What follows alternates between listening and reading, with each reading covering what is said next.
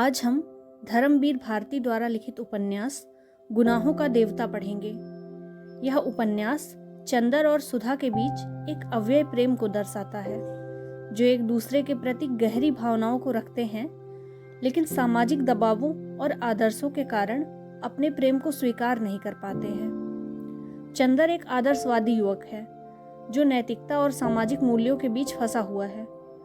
उपन्यास में आधुनिक शिक्षित मध्य वर्गीय समाज की मानसिकता, रूढ़िवादिता और भावनाओं को भी दर्शाया गया है। यह उपन्यास नारी दृष्टिकोण से भी महत्वपूर्ण है, जिसमें सुधा और पम्मी जैसे पात्रों के माध्यम से महिलाओं के अनुभवों और संघर्षों को उजागर किया गया है। कहानी का अंत प्रेम, बलिदान, जीवन की जटिलताओं को दर्शाता है। उपन्यास की शुरुआत। अगर पुराने जमाने की नगर देवता की और ग्राम देवता की कल्पनाएं आज भी मान्य होती, तो मैं कहता कि इलाहाबाद का नगर देवता जरूर कोई रोमांटिक कलाकार है। ऐसा लगता है कि इस शहर की बनावट, गठन, जिंदगी और रहन सहन में कोई बंधे बंधाए नियम नहीं, कहीं कोई कसाव नहीं। हर जगह एक स्वच्छंद खुलाव, एक बिखरी हुई सी अनियमितता है। बनारस की गलियों से भी पतली गलियां और लखनऊ की सड़कों से भी चौड़ी सड़कें, यॉर्कशायर और ब्राइटन के उपनगरों का मुकाबला करने वाले सिविल लाइंस और दलदलों की गंदगी को मात करने वाले मोहल्ले। मौसम में भी कहीं कोई सम नहीं, कोई संतुलन नहीं। सुबहें मलयजी, दोपहर अंगारी, तो कहीं सामे रेशमी। धरती ऐसी कि सहारा के रेगिस्तान की तरह बालू भी मिले, मालवा की तरह हरे भरे खेत भी मिले, और ऊसर और परती की भी कहीं कमी नहीं। सचमुच लगता है कि प्रयाग का नगर देवता स्वर्ग कुंजों से निर्वासित कोई मनमौजी कलाकार है, जिसमें सृजन के हर रंग के डोर हैं। और चाहे जो हो, मगर इधर क्वार, कार्तिक तथा उधर बसंत के बाद और होली के बीच के मौसम से इलाहाबाद का वातावरण नेस्टर्सियन और पैंजी के फूलों से भी ज्यादा खूबसूरत और आम के बौरों की खुशबू से भी ज्यादा महकदार होता है। सिविल लाइंस हो या अल्फ्रेड पार्क, गंगा तट हो या खुसरू बाग, लगता है कि हवा एक नटखट दोसीजा की तरह कलियों के आंचल और लहरों के मिजाज से छेड़खानी करती चलती है।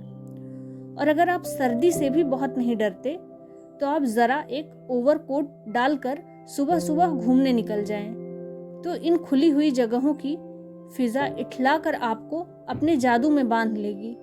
खास तौर से पौ फटने से पहले तो आपको बिल्कुल नई अनुभूति होगी।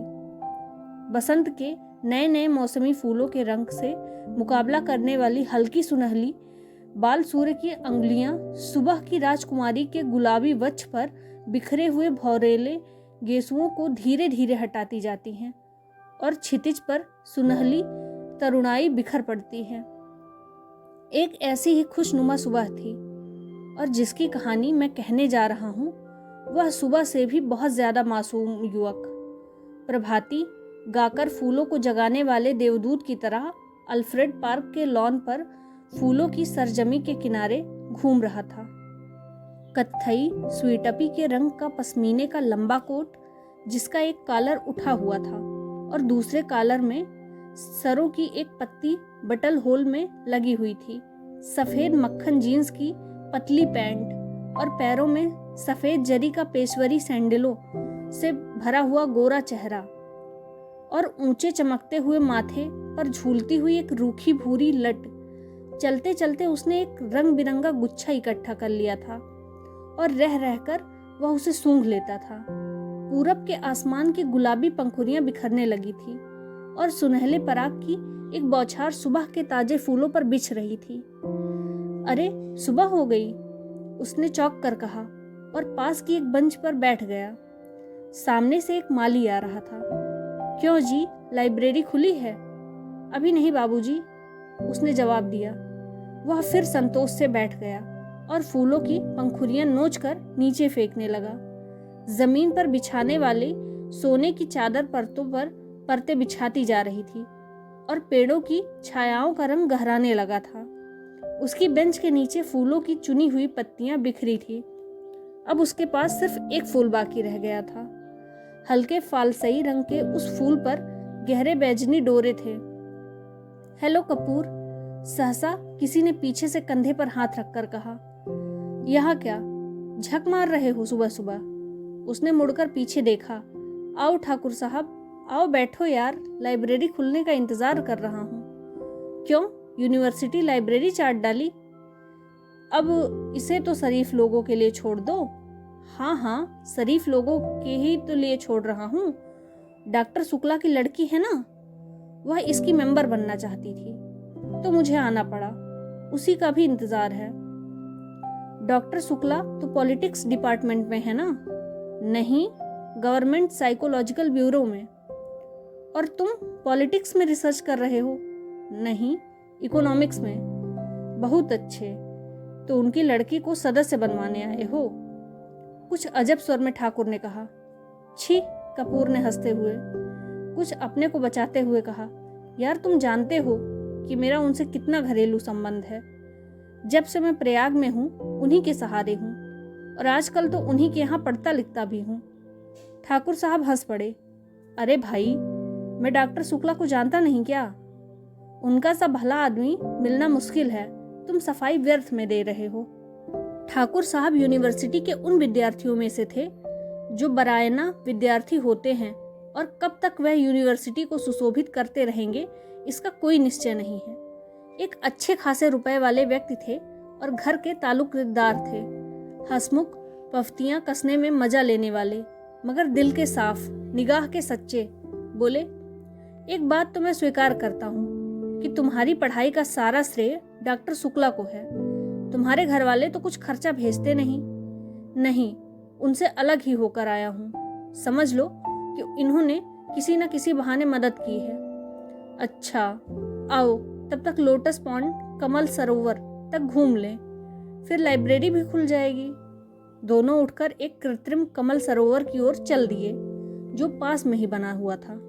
सीढ़ियां चढ़कर ही उन्होंने देखा कि एक सज्जन किनारे बैठे कमलों की ओर एक टक देखते हुए ध्यान में तल्लीन है। छिपकली से दुबले पतले बालों की एक लट माथे पर घूमती हुई। कोई प्रेमी है या कोई फिलासफर है? देखा ठाकुर? नहीं यार, दोनों से निकृष्ट कोटि का जीव है। ये कवि है, मैं इन्हें जानता हूँ। ये रविंद्र बिसरिया है, एमए में पढ़ता है। आओ मिलाए तुम्हें।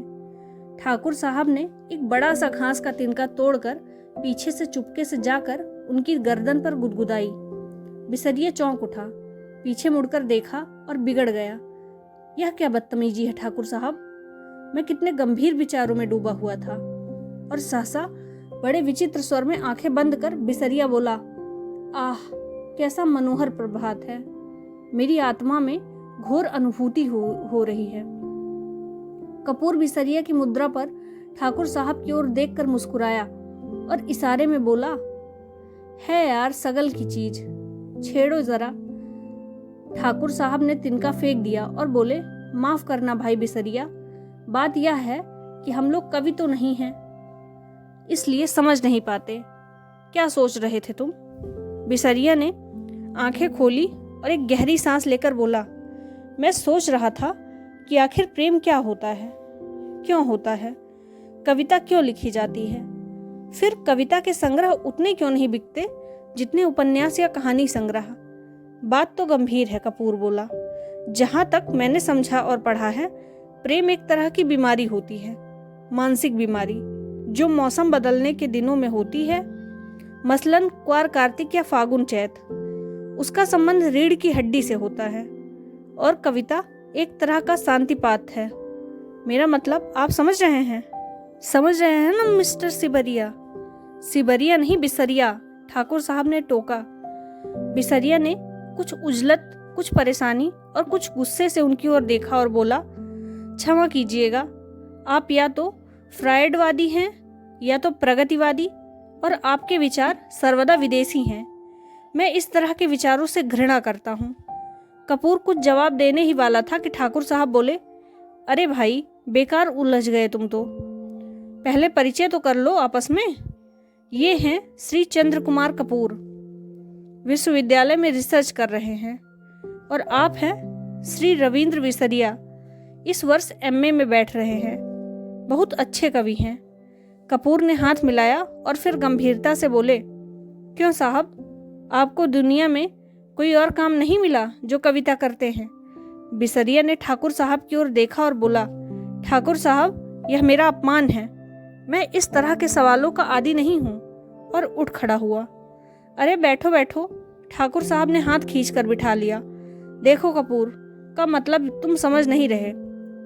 उसका कहना यह है कि तुमने इतनी प्रतिभा है कि लोग तुम्हारी प्रतिभा का आदर करना नहीं जानते, इसलिए उन्होंने सहानुभूति में तुमसे कहा कि तुम और कोई काम क्यों नहीं करते। वरना कपूर साहब तुम्हारी कविता के बड़े शौकीन हैं, मुझसे बराबर तारीफ करते हैं। बिसरिया पिघल गया और बोला, क्षमा कीजिएगा, मैंने गलत समझा। अब मेरा कविता संग्रह छप रहा है, मैं आपको अवश्य भेंट करूंगा। और फिर बिसरिया ठाकुर साहब की ओर मुड़कर बोला, अब लोग मेरी कविताओं की इतनी मांग करते हैं कि मैं परेशान हो गया हूँ। अभी कल त्रिवेदी के संपादक मिले, कहने लगे अपना चित्र दे दो। मैंने कहा कि कोई चित्र नहीं है, तो पीछे छोड़ गए। आखिरकार मैंने आइडेंटिटी कार्ड उठाकर दे दिया। वाह, कपूर बोला, मान गए हम आपको। तो आप राष्ट्रीय कविताएं लिखते हैं या प्रेम की? जब जैसा अवसर हो, ठाकुर साहब ने जड़ दिया। वैसे तो यह वार फ्रंट का कवि सम्मेलन, शराबबंदी कॉन्फ्रेंस का कवि सम्मेलन, शादी ब्याह का कवि सम्मेलन, साहित्य सम्मेलन का कवि सम्मेलन, सभी जगह बुलाए जाते हैं। बड़ा यश है इनका। बिसरिया ने प्रशंसा से मुग्ध होकर कहा, मगर फिर एक गर्व का भाव मुंह पर लाकर गंभीर हो गए।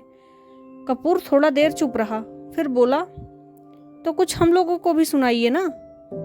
अभी तो मूड नहीं है, बिसरिया बोला। ठाकुर साहब बिसरिया को पिछले 5 सालों से जानते थे। वे अच्छी तरह जानते थे कि बिसरिया किस समय और कैसे कविता सुनाता है।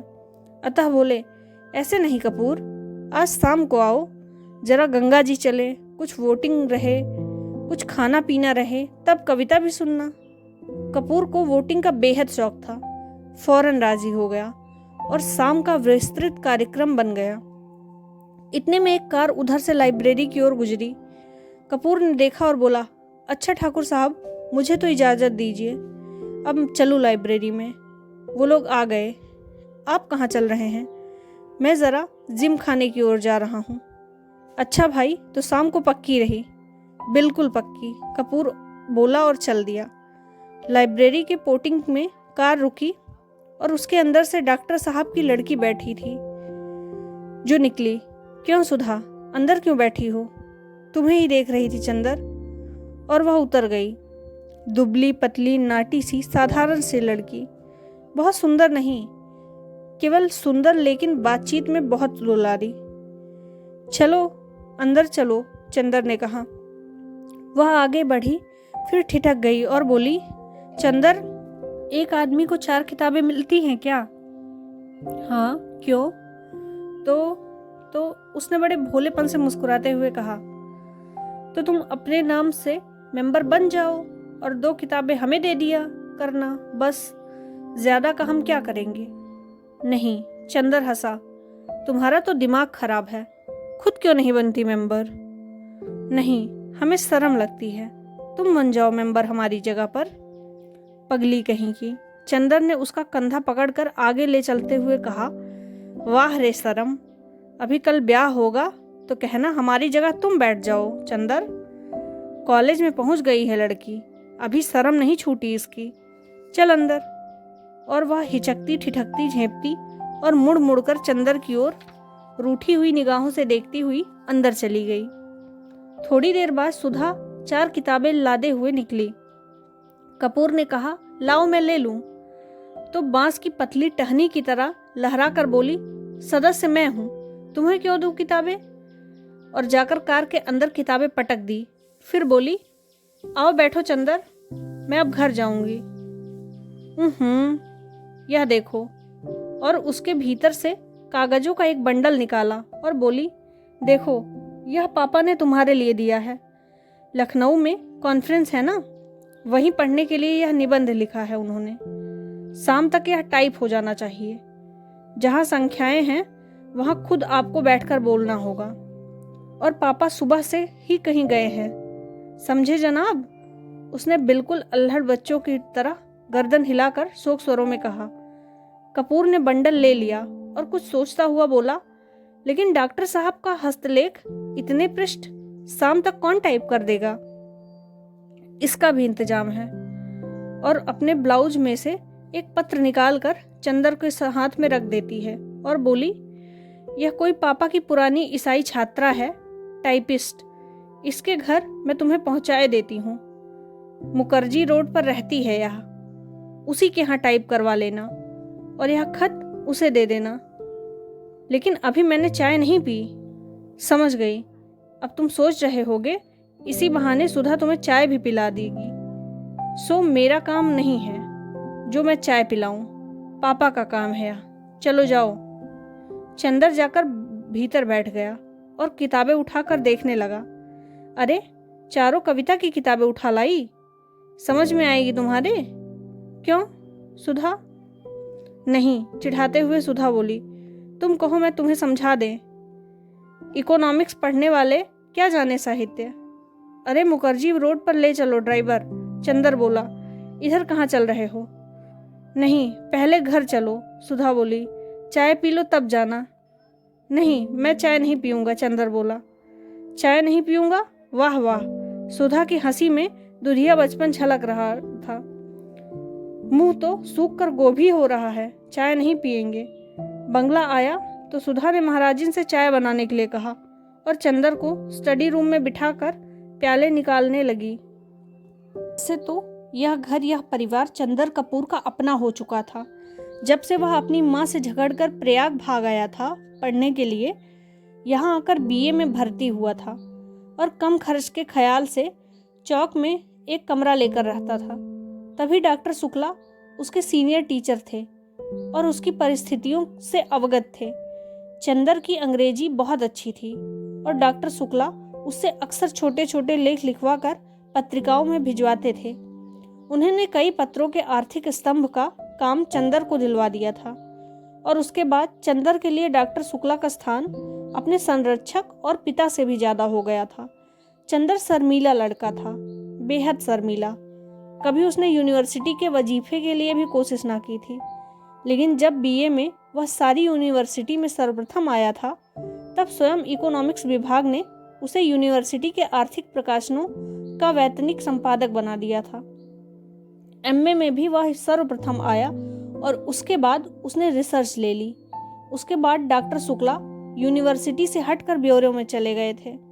अगर सच पूछा जाए तो उसके सारे कैरियर का श्रेय डॉक्टर शुक्ला को ही था, जिन्होंने हमेशा उसकी हिम्मत बढ़ाई और उसको अपने लड़के से बढ़कर माना। अपनी सारी मदद के बावजूद डॉक्टर शुक्ला ने उससे इतना अपनापन बनाए रखा कि कैसे धीरे धीरे चंदर सारी गैरियत खो बैठा, यह उसे खुद नहीं मालूम। यह बंगला, इसके कमरे, इसके लॉन, इसकी किताबें, इसके निवासी, सब कुछ जैसे उसने अपने थे और सभी का उससे जाने कितने जन्मों का संबंध था। और यह नन्ही दुबली पतली रंगीन चंद्रकिरण सी सुधा, जब आज से वर्षों पहले यह 7वीं पास करके अपनी बुआ के पास से यहाँ आई थी, तब से लेकर आज तक कैसे वह भी चंदर की अपनी होती गई थी, चंदर को खुद नहीं पता लगा। जब वह आई थी तब वह बहुत शर्मीली थी, बहुत भोली थी।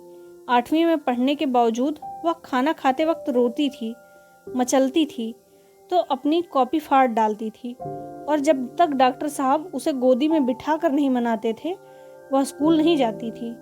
3 बरस की अवस्था में ही उसकी माँ चल बसी थी और 10 साल तक वह अपने बुआ के पास एक गांव में रही थी। अब 13 वर्ष के होने पर गांव वालों ने उसकी शादी पर जोर देना और शादी न होने पर गांव की औरतों ने हाथ नाचना और मुंह मटकाना शुरू किया तो डॉक्टर साहब ने उसे इलाहाबाद बुलाकर 8वीं में भर्ती करा दिया। जब वह आई थी तो आधी जंगली थी।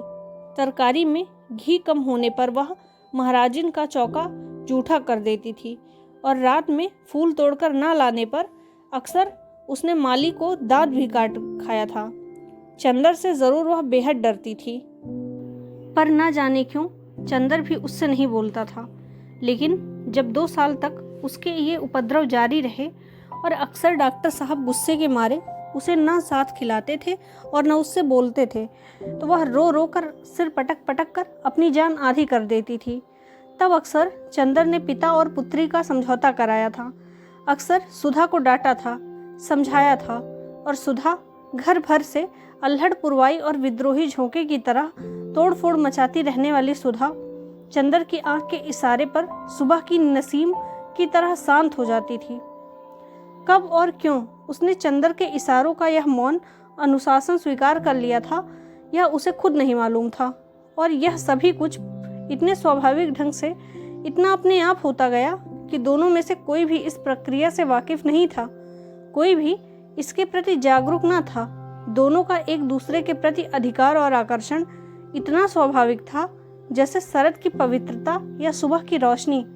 और मजा तो यह था कि चंदर की शक्ल देखकर छिप जाने वाली सुधा इतनी ढीठ हो गई थी कि उसका सारा विद्रोह, सारी झुंझलाहट, मिजाज की सारी तेज, सारा तीखापन और सारे लड़ाई झगड़ा सभी की तरफ से हटकर चंदर की ओर केंद्रित हो गया था। वह विद्रोहिणी अब शांत तो हो गई थी, इतनी शांत, इतनी सुशील, इतनी विनम्र, इतनी मिष्ट भाषिणी कि सभी को देखकर ताजुब होता था।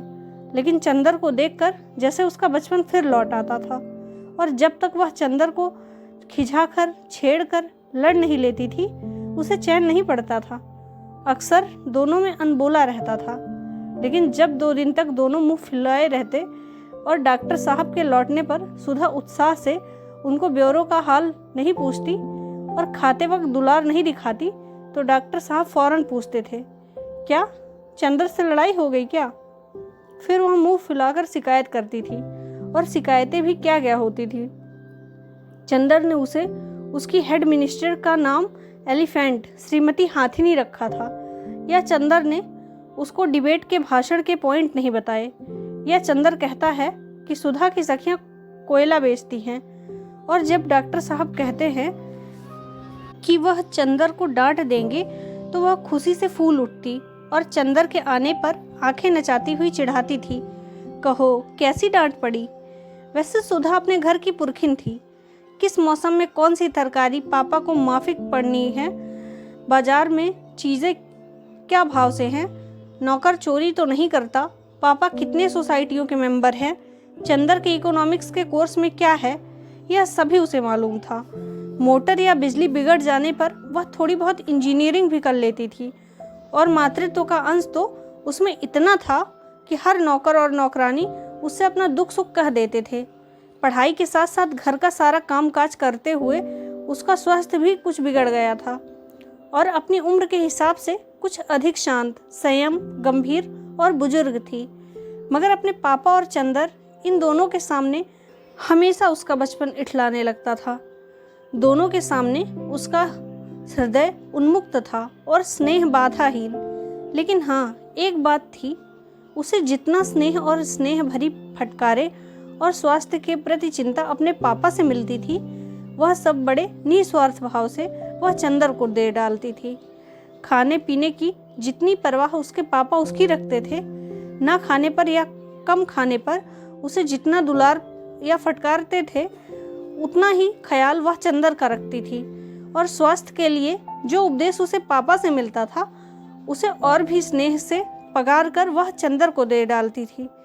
चंदर कै बजे खाना खाता है, यहाँ से जाकर घर पर कितनी देर पड़ता है, रात को सोते वक्त दूध पीता है या नहीं, इन सब का लेखा जोखा उसे सुधा को देना पड़ता। और जब कभी उसके खाने पीने में कोई कमी रह जाती तो उसे सुधा की डांट खानी पड़ती थी। पापा के लिए सुधा अभी बच्ची थी, और स्वास्थ्य के मामले में सुधा के लिए चंदर अभी बच्चा था।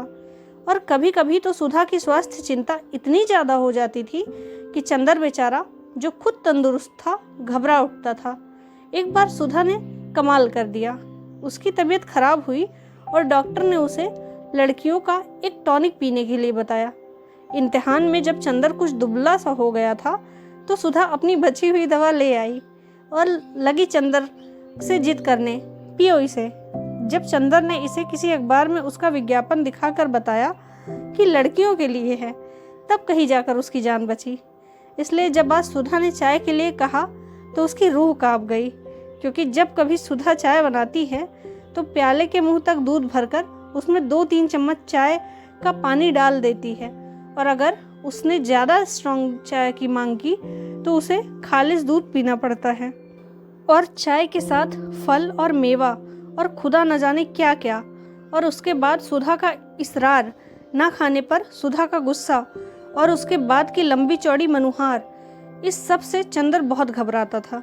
लेकिन जब सुधा उसे बैठकर निहायत बेबसी से उसने देखा कि सुधा ने प्याले में दूध डाला और उसके बाद थोड़ी सी चाय डाली, उसके बाद अपने प्याले में चाय डालकर और 2 चम्मच दूध डालकर आप ठाठ से पीने लगी और बेतकल्लुफी से दूधिया चाय का प्याला चंदर के सामने खिसका कर बोली, लीजिए, नाश्ता आ रहा है। चंदर ने प्याले को अपने सामने रखा और उसे चारों तरफ घुमा कर देख रहा था कि किस तरफ से उसे चाय का अंश मिल सकता है। जब सभी ओर से प्याले में क्षीर सागर नजर आया तो उसने हार कर प्याला रख दिया। क्यों, पीते क्यों नहीं? सुधा ने अपना प्याला रख दिया। पिए क्या, कहीं चाय भी है? तो और क्या, खालिस चाय पिएगा? दिमाग काम करने वाली चीज ऐसी ही चाय पीनी चाहिए। तो अब मुझे सोचना पड़ेगा कि मैं चाय छोड़ दूं या रिसर्च। ना ऐसी चाय मुझे पसंद है, ना ऐसा दिमागी काम। लो, आपको विश्वास नहीं होता? मेरी क्लास फेलो है गेसु कामजी, सबसे तेज लड़की है। उसकी मम्मी उसे दूध में चाय उबाल कर देती हैं। क्या नाम है तुम्हारी सखी का? गेसु। बड़ा अच्छा नाम है। और क्या, मेरी सबसे घनिष्ठ मित्र है और उतनी ही अच्छी है जितना अच्छा नाम। जरूर जरूर, मुंह बिचकाते हुए चंदर ने कहा। और उतनी ही काली होगी जितने काले गेसु। दत्त, शर्म नहीं आती किसी लड़की के बारे में ऐसा कहते हुए? और हमारे दोस्तों की बुराई करती हो तब? तब क्या, वह सब तो है ही बुरे। अच्छा तो नाश्ता पहले फल खाओ। और वह प्लेट में छील छील कर संतरा रखने लगी। इतने में जो ही वह झुककर एक गिरे हुए संतरे को नीचे उठाने लगी कि चंदर ने झट से उसका प्याला अपने सामने रख लिया और अपना प्याला उधर रख दिया और शांत चित्त से पीने लगा। संतरे की फांकी उसकी ओर बढ़ाते हुए ज्यों ही उसने एक घूंट चाय ली तो वह चौंक कर बोली, अरे यह क्या हुआ? कुछ नहीं, हमने उसमें दूध डाल दिया। तुम्हें दिमागी काम बहुत रहता है। चंदर ने ठाठ से चाय का घूंट लेते हुए कहा। सुधा कुढ़ गई, कुछ बोली नहीं। चाय खत्म करके चंदर ने खड़ी देखी। अच्छा लाओ, क्या टाइप कराना है? अब बहुत देर हो रही है। बस यहाँ तो 1 मिनट बैठना बुरा लगता है आपको। हम कहते हैं कि नाश्ता और खाने के वक्त आदमी को जल्दी नहीं करनी चाहिए। बैठिए ना। अरे तो तुम्हें कॉलेज की तैयारी नहीं करनी है? करनी क्यों नहीं है? आज तो गेसु को मोटर पर लाते हुए तब जाना है। तुम्हारी गेसु और कभी मोटर पर चढ़ी है? जी, वह साबिर हुसैन कामजी की लड़की है। उसके यहाँ 2 मोटरें हैं और रोज़ तो उसके यहाँ दावतें होती रहती हैं। अच्छा, हमारी तो दावत कभी नहीं की। आहा, गेसु के यहाँ दावत खाएंगे इसी मुँह से। जनाब, उसकी शादी भी तय हो गई है, अगले जाड़ों तक शायद हो जाएगी। छी, बड़ी खराब लड़की हो। कहाँ रहता है ध्यान तुम्हारा? सुधा ने मजाक में पराजित कर बहुत विजय भरी मुस्कान से उसकी ओर देखा। चंदर ने झेपटी निगाह नीचे कर ली तो सुधा पास आकर चंदर का कंधा पकड़कर बोली, अरे उदास हो गए? नहीं भैया, तुम्हारा भी ब्याह तय कराएंगे, घबराते क्यों हो? और एक मोटी सी इकोनॉमिक्स की किताब उठाकर बोली, लो, मुटकी से ब्याह करोगे? लो, बातचीत कर लो, तब तक मैं वह निबंध ले आऊं टाइप कराने वाला। चंदर ने खिसिया कर बड़ी जोर से सुधा का हाथ दबा दिया। हाय रे, सुधा ने हाथ छुड़ाकर मुंह बनाते हुए कहा, लो बाबा, हम जा रहे हैं, काहे बिगड़ रहे हैं आप? और वह चली गई। डॉक्टर साहब का लिखा हुआ निबंध उठा लाई और बोली, लो, यह निबंध की पांडुलिपि है। उसके बाद चंदर की ओर बड़े दुलार से देखते हुए बोली, शाम को आओगे ना? अच्छा, हम परेशान नहीं करेंगे, तुम चुपचाप पढ़ना। जब रात को पापा आ जाएं तो उन्हें निबंध की प्रतिलिपियां देकर चले जाना। नहीं, आज शाम को मेरी दावत है ठाकुर साहब के यहाँ, तो उसके बाद आ जाना। और देखो, अब फरवरी आ गई है, मास्टर ढूंढ दो हमें। नहीं, ये सब झूठी बातें हैं, हम कल सुबह आएंगे। अच्छा, तो सुबह जल्दी आना, और देखो मास्टर लाना मत भूलना। ड्राइवर तुम्हें मुखर्जी रोड पर छोड़ देगा। वह कार में बैठ गया और कार स्टार्ट हो गई कि फिर सुधा ने पुकारा। वह फिर उतरा। सुधा बोली, लो, यह लिफाफा तो भूल ही गए थे, पापा ने लिख दिया है, उसे दे देना। अच्छा, कहकर फिर चंदर चला कि सुधा फिर पुकारी, सुनो, एक बार में क्यों नहीं बता देती क्या है? चंदर ने झल्ला कर कहा, अरे बड़ी गंभीर बात है, देखो वहाँ कुछ ऐसी वैसी बात मत कहना लड़की से, वरना उसके यहाँ 2 बड़े बड़े बुलडॉग हैं। कहकर उसने गाल फुलाकर आँख फैलाकर ऐसी बुलडॉग की भंगियाँ बनाई कि चंदर हंस पड़ा। सुधा भी हंस पड़ी। ऐसी थी सुधा और ऐसा था चंदर। सिविल लाइंस के एक उजाड़ हिस्से में एक पुराने से बंगले के सामने आकर मोटर रुकी। बंगले का नाम था रोज लॉन, लेकिन सामने से कंपाउंड में जंगली घास उग रही थी और गुलाब के फूलों के बजाय अहाते से मुर्गी के पंख बिखरे पड़े थे। रास्ते पर भी घास उगाई थी और फाटक पर, जिसके एक खंबे की कार्निस टूट चुकी थी, बजाय लोहे के दरवाजे के 2 आड़े बांस लगे हुए थे। फाटक के एक ओर एक छोटा सा लकड़ी का नाम पटल लगा था, जो कभी काला रहा होगा, लेकिन जिसे धूल, बरसात और हवा ने चितकबरा बना दिया था। चंदर मोटर से उतरकर उस बोर्ड पर लिखे हुए अधमिटे सफ़ेद अक्षरों को पढ़ने की कोशिश करने लगा, और जाने किसका मुंह देखकर सुबह उठा था कि उसे सफलता भी मिल गई। उस पर लिखा था AF डिक्रूज। उसने जेब से लिफाफा निकाला और पता मिलाया। लिफाफे पर लिखा था मिस P डिक्रूज, यही बंगला है। उसे संतोष हुआ। हॉर्न दो, उसने ड्राइवर से कहा। ड्राइवर ने हॉर्न दिया, लेकिन किसी का बाहर आना तो दूर, एक मुर्गा जो अहाते में कुड़कुड़ा रहा था, उसने मुड़कर बड़े संदेह और त्रास से चंदर की ओर देखा और उसके बाद पंख फड़फड़ाते हुए, चीखते हुए जान छोड़कर भागा। बड़ा मनहूस बंगला है, यहाँ आदमी रहते हैं या प्रेत? कपूर ने ऊब कर कहा और ड्राइवर से बोला, जाओ तुम, हम अंदर जाकर देखते हैं। अच्छा हुजूर, सुधा बीबी से क्या कह देंगे? कह देना कि पहुंच गया। कार मुड़ी और कपूर बांस फांदकर अंदर घुसा। आगे का पोर्टियो खाली पड़ा था और नीचे की ज़मीन ऐसी थी जैसे कई साल से उस बंगले में कोई सवारी गाड़ी ना आई हो। वह बरामदे में गया। दरवाजे बंद थे और उन पर धूल जमी थी। एक जगह चौखट और दरवाजे के बीच में मकड़ी ने जाला बुन रखा था। यह बंगला खाली है क्या? कपूर ने सोचा। सुबह 8:30 बजे ही वहाँ ऐसा सन्नाटा छाया था कि दिल घबरा जाए। आसपास चारों ओर आधी फलांग तक कोई बंगला नहीं था। उसने सोचा बंगले के पीछे की ओर शायद नौकरों की झोपड़ियाँ हों। वह दाएं बाजू से मुड़ा और खुशबू का एक तेज झोंका उसे चूमता हुआ निकला। ताजुब है, यह सन्नाटा, यह मनहूसी और इतनी खुशबू, कपूर ने कहा और आगे बढ़ा तो देखा कि बंगले के पिछवाड़े गुलाब का एक खूबसूरत बाग है। कच्ची रविसें और बड़े बड़े गुलाब, हर रंग के। वह सचमुच रोज लॉन था। वह बाग में पहुंचा। उधर से भी बंगले के दरवाजे बंद थे। उसने खटखटाया, लेकिन कोई जवाब नहीं मिला। वह बाग में घुसा कि शायद कोई माली काम कर रहा हो। बीच बीच में ऊंचे ऊंचे जंगली चमेली के झाड़ थे और कहीं कहीं लोहे की छड़ों के कटघरे। बेगम बेलियां भी फूल रही थी, लेकिन चारों ओर एक अजब सा सन्नाटा था और हर फूल पर किसी खामोशी के फरिश्ते की छां थी। फूलों में रंग था, हवा में ताजगी थी, पेड़ों में हरियाली थी, झोंकों में खुशबू थी, लेकिन फिर भी सारा बाग एक ऐसे सितारों का गुलदस्ता लग रहा था जिनकी चमक, जिनकी रोशनी और जिनकी ऊंचाई लुट चुकी हो। लगता था जैसे बाग का मालिक मौसमी रंगीनी भूल चुका हो, क्योंकि नेस्टर्सियन या स्वीटपी या फ्लास्क कोई भी मौसमी फूल न था। सिर्फ गुलाब थे और जंगली चमेली थी और बेगम बेलिया भी जो सालों पहले बोए गए थे। उसके बाद उन्हीं की काट छांट पर बाग चल रहा था। बागबानी में कोई नवीनता और मौसम का उल्लास न था। चंदर फूलों का बेहद शौकीन था। सुबह घूमने के लिए उसने दरिया किनारे की बजाय अल्फ्रेड पार्क चुना था, क्योंकि पानी की लहरों की बजाय उसे फूल के बाग बहुत पसंद थे और रंग और सौरभ की लहरों से बेहद प्यार था। और उसे दूसरा शौक था कि फूलों के पौधे के पास से गुजरते हुए हर फूल को समझने की कोशिश करना।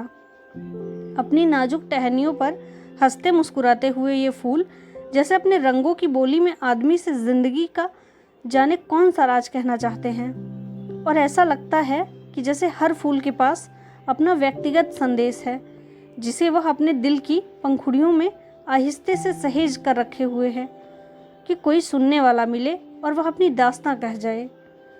पौधे की ऊपरी फुनगी पर मुस्कुराता हुआ आसमान की तरफ मुंह किए हुए यह गुलाब, जो रात भर सितारों की मुस्कुराहट चुपचाप पीता रहा है, यह अपने मोतियों पंखुड़ियों के होठों से जाने क्यों खिलखिलाता ही जा रहा है। जाने इसे कौन सा रहस्य मिल गया है और वह एक नीचे वाली टहनी में आधा झुका हुआ गुलाब, झुकी हुई पलकों की पंखुड़ियों और दोहरे मखमली तार सी उसकी डंडी, यह गुलाब जाने क्यों उदास है।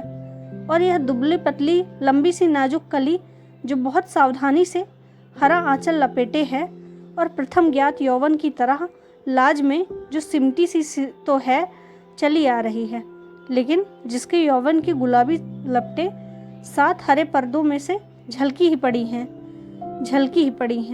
और फारस के शहजादे जैसा शान से खिला हुआ यह पीला गुलाब उस पीले गुलाब के पास आकर चंदर रुक गया और झुककर देखने लगा। कार्तिक पूनों के चांद से झरने वाले अमृत को पीने के लिए व्याकुल किसी सुकुमार भावुक परी की फैली हुई अंजिल के बराबर बड़ा सा वह फूल जैसे रोशनी बिखेर रहा था। बेगम बेलिया के कुंज से छन कर आने वाली तोता पंखी धूप ने जैसे उस पर धान पान की तरह खुशनुमा हरियाली बिखेर दी थी। चंदर ने सोचा उसे तोड़ ले, लेकिन हिम्मत ना पड़ी। वह झुका कि उसे सूंघ ही ले।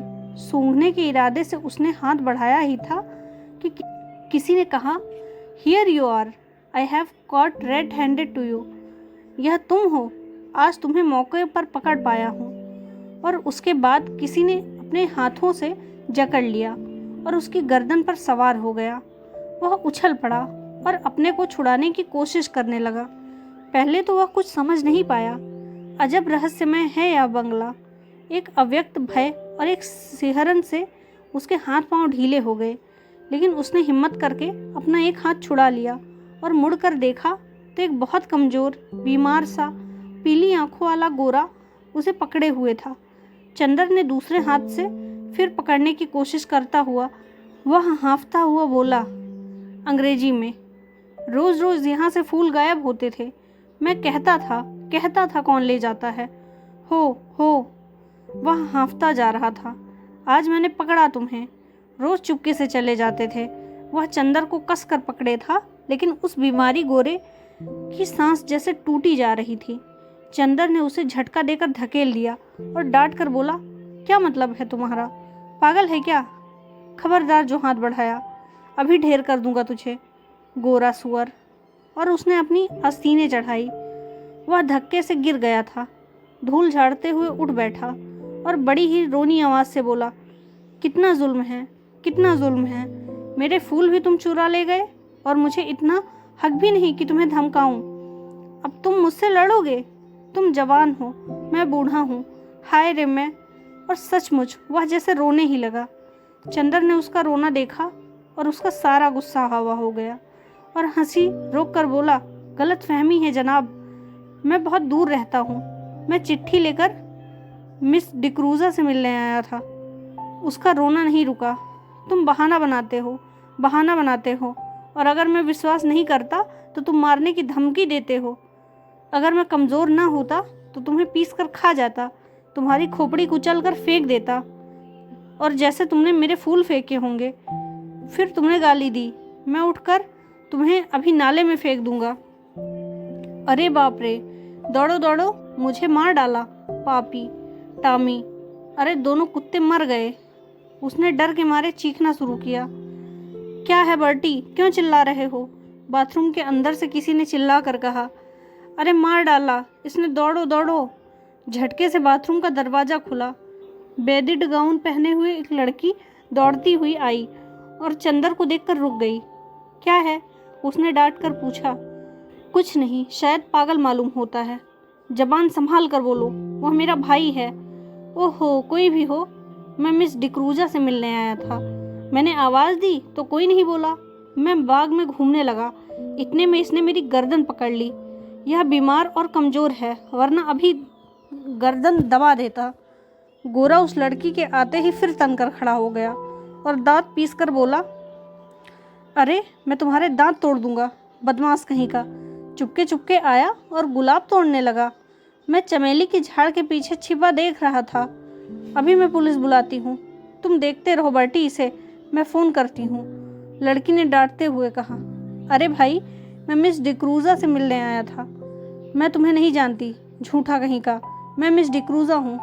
देखिए तो यह खत। लड़की ने खत खोला और पढ़ा और एकदम उसने आवाज़ बदल दी। छी बर्टी, तुम किसी दिन पागल खाने जाओगे। आपको डॉक्टर शुक्ला ने भेजा है। तुम तो मुझे बदनाम करा डालोगे बर्टी। उसकी शक्ल और भी रोनी हो गई। मैं नहीं जानता था, मैं नहीं जानता था। उसने और भी घबरा कर कहा, माफ़ कीजिएगा। लड़की ने बड़े मीठे स्वर में साफ हिंदुस्तानी में कहा, मेरे भाई का दिमाग ज़रा ठीक नहीं रहता जब से इनकी पत्नी की मौत हो गई। इसका मतलब ये नहीं है कि किसी भले आदमी की इज्जत उतार लें, चंदर ने बिगड़ कर कहा। देखिए, बुरा मत मानिए, मैं इनकी ओर से माफ़ी मांगती हूँ। आइए चंदर, चलिए।